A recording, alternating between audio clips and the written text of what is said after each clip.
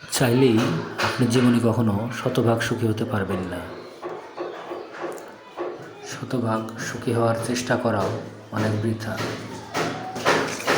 এই জীবনে মানুষ শুধু সুখী হতে চায়, কিন্তু সুখী হওয়ার পিছনে যে ক্রাইটেরিয়া দরকার, যে উপাদানগুলো দরকার, সেগুলোর কথা কেউ ভাবে না। সুখী হতে হলে আপনাকে লোভ সংবরণ করতে হবে, চাহিদা কমাতে হবে, আর অল্পতেই তুষ্ট থাকার চিন্তাভাবনা করতে হবে। তাহলে আপনি সুখী হতে পারবেন।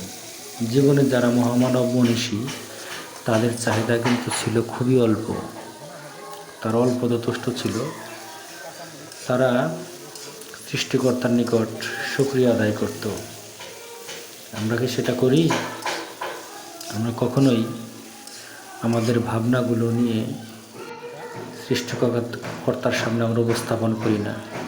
কখনোই আমরা এই বিষয়টা নিয়ে ভাবি না। আমাদের শুধু দরকার চাই, আরও চাই, আরও চাই এবং আরও চাই। আপনার ঘরে যদি দুমুঠো খাবার থাকে, সেই খাবারটা যদি আপনার সন্তানরা তৃপ্তি সহকারে খেতে পারেন সন্তান-সন্ততি নিয়ে, সেটাই আপনার জন্য সবচেয়ে বড় পাওয়া।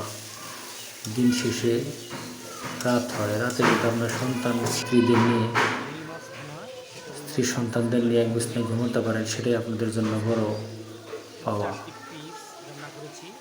আজকে আমি হালকা কিছু রান্না করলাম, রুই মাছ দিয়ে ভুনা করলাম। ভুনাটি কেমন হলো সবাই কমেন্টে জানিয়ে যাবেন। ধন্যবাদ সবাই।